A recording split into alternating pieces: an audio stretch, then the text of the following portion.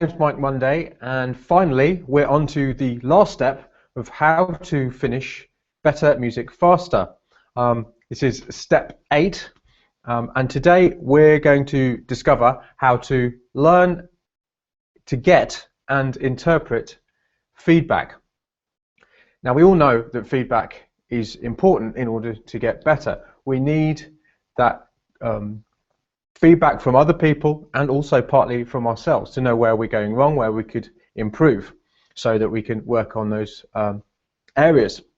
But the problem is, in today's internet age, most people listen to all sorts of, well, they listen to basically 4 different points of feedback which are not helpful at all. So first is they tend to listen to feedback from people online who they don't know at all. So say SoundCloud is a great example of this. Put something up on SoundCloud, get various bits of random feedback from complete strangers who they don't know at all. Secondly, they'll often listen to feedback from friends and family who maybe don't even like the kind of music that they make. Maybe you listen to it, but maybe some of the friends do like the kind of music, but they have a passing interest in it. Maybe they go to clubs sometimes, but they don't know an enormous about the music. Then, of course, how is it possible to not listen to this source of feedback, but they listen to themselves? They listen to their own opinion about the track they've just created. And finally, they take a lack of feedback, maybe a lack of plays, a lack of listens, a lack of any kind of response at all, as another source of feedback. Now, there's problems with every single one of these data points, if you like. What are these sources of feedback? There's very serious problems. Okay, so the first one, online, where you don't know the people at all. That first of all, you don't know what the person who's giving the feedback, their agenda. They might only be giving feedback in order to get feedback for one of their tracks. They might just be in a really bad mood.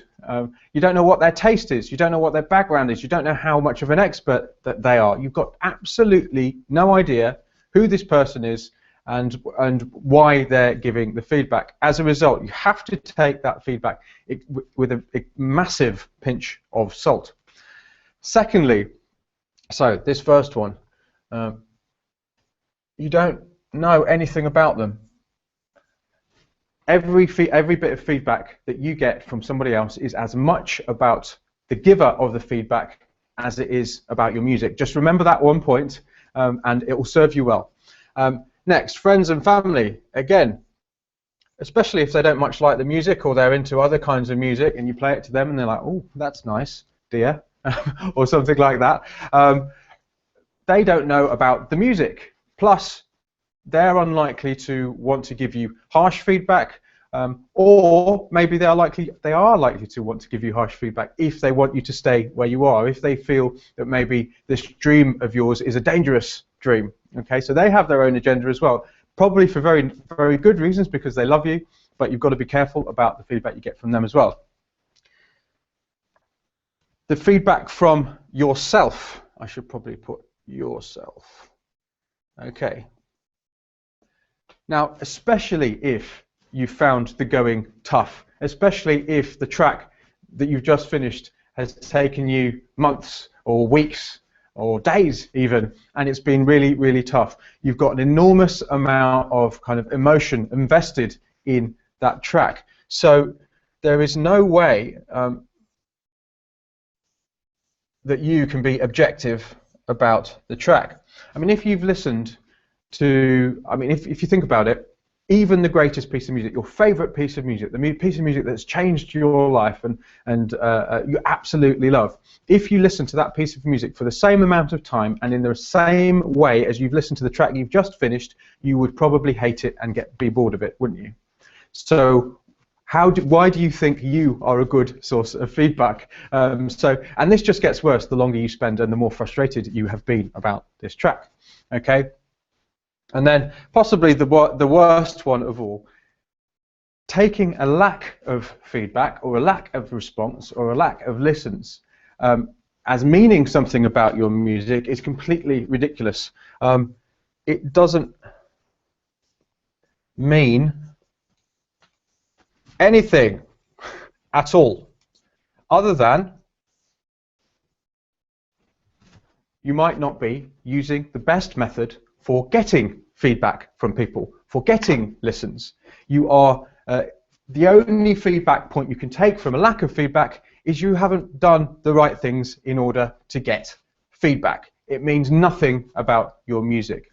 That doesn't mean that your music is automatically brilliant if you don't get feedback, but there is an idea that if you make something that's great and send it to somebody, then they will give you feedback if it's good. That is completely and utterly false. People do not. You've got to give them a reason to want to play it. There's got to be. I mean, think about it yourself. How many messages do you get from various different areas asking you to listen to this, watch that, buy this, blah blah blah blah blah? You don't take notice of them unless they have a good reason for it. You've got to always put yourself in the position of the other person. So, what do you do?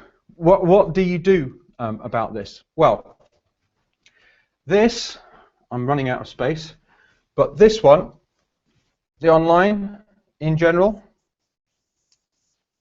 ignore it. If you get nice feedback, be happy about it. If you get horrible feedback, just totally ignore it. You've got no idea in what context that feedback has been given, so it's pretty useless, basically. At the very least, take it with a massive pinch of salt. With friends and family, what I used to do was simply just use it as a kind of checking mechanism.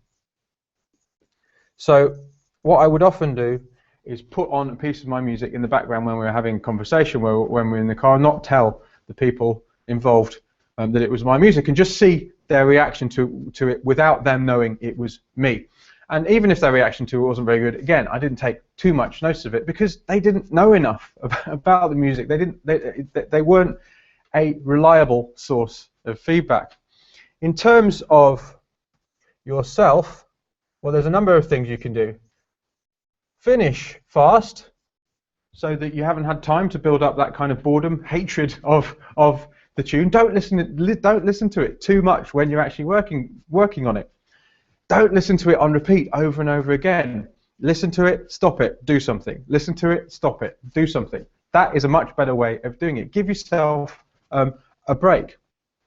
There are also different techniques you can use to actually be more objective. One of them that I suggest in my How to Focus course, which is the first thing you get when you join Start Now, Finish Fast, is a thing I talk about called direct listening, which is a way of being objective about the music. This is really helpful actually when you're producing music as well. But basically, if you learn how to use your mind, your brain, if you learn how you perceive the world around you, you can actually start to choose how to perceive the world around you. Of course, this isn't perfect still, but it is a much better way of listening to your music. Then, in terms of the fourth one, how do you deal with the lack of feedback? You've got to learn and practice how to interest,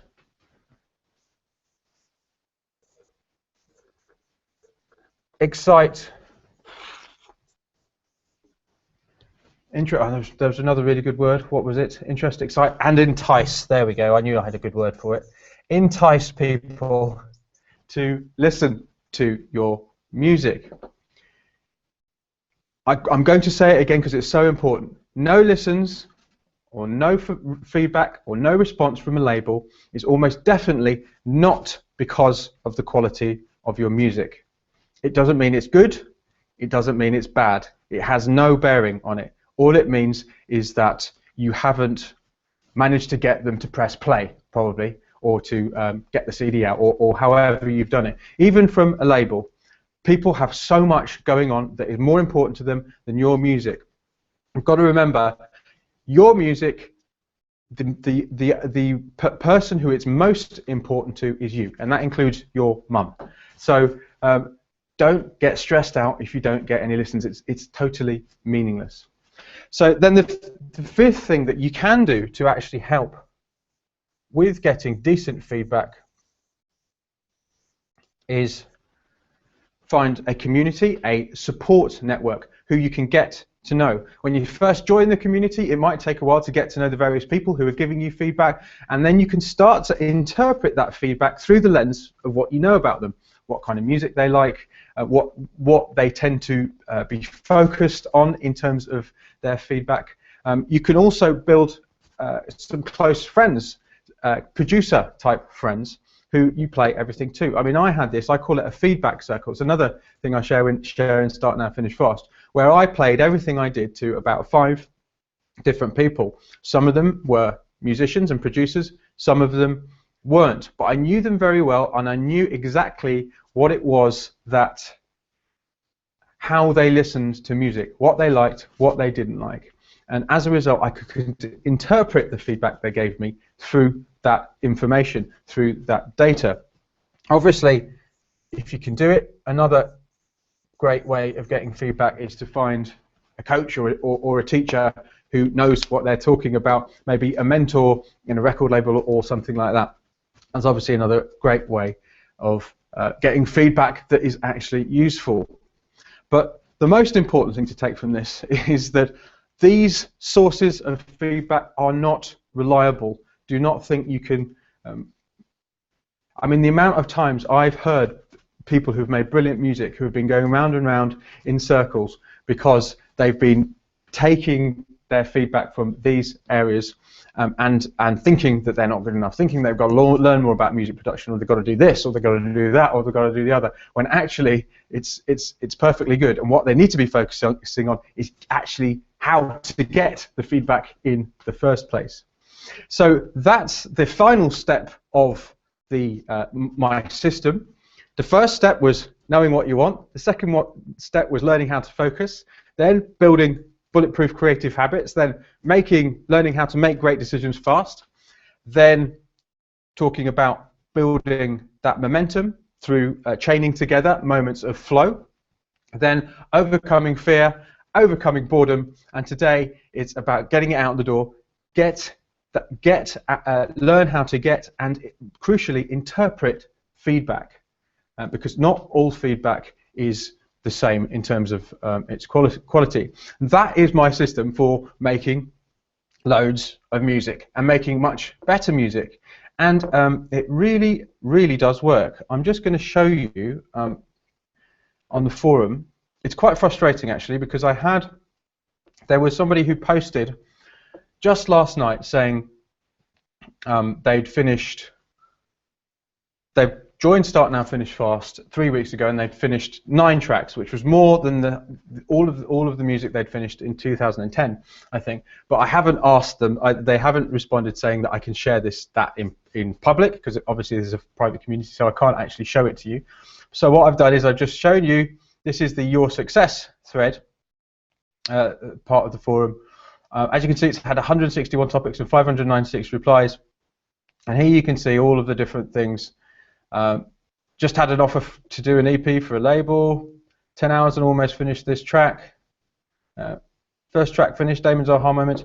All of these people have been following the system that I have been sharing with you in the last few videos. I'll just go into this one because I have asked this guy if it's okay to share this with you. Now, Tristan finished this back in December 2013, and he did this tune in 9 to 10 hours. He finished it, and in the end it took him 14 hours to finish. He says, it's actually interesting to see this featured in your video, Mike. I did a video about it in the past, because that actually seems quite a long time to finish a tune now. And then he goes on further down the thread, replying to another person on the forum, saying, thanks citizen, so that track I think was 2 or 3 sessions to get up to 9 to 10 hours. Then I think it was a 5-hour session to finish it. To be honest, I can't actually remember. But this one I wrote last week in a 9.5-hour session. I had an hour break in the middle, then 15 minutes to master it. If you're asking what works best, then for me it's a combination of daily sessions and one whole day session at the end of my studio week. So as you can see, this system quite simply works. It allows you to finish music, obviously as long as you take the steps in the system. So to learn more about it, on this page there is a link to find out more about my full 6-month online coaching program called Start Now, Finish Fast. This is the last of the daily videos for a while. I'm going to take a break. I am going to be still releasing, obviously, regular free content, but to find out, to get my help for the next 6 months, all you need to do is go and have a look at Start Now, Finish Fast and see whether it's for you. There'll be a link somewhere on this page. So thank you to all the people who've been supporting me over the last 50 daily videos that I've created live.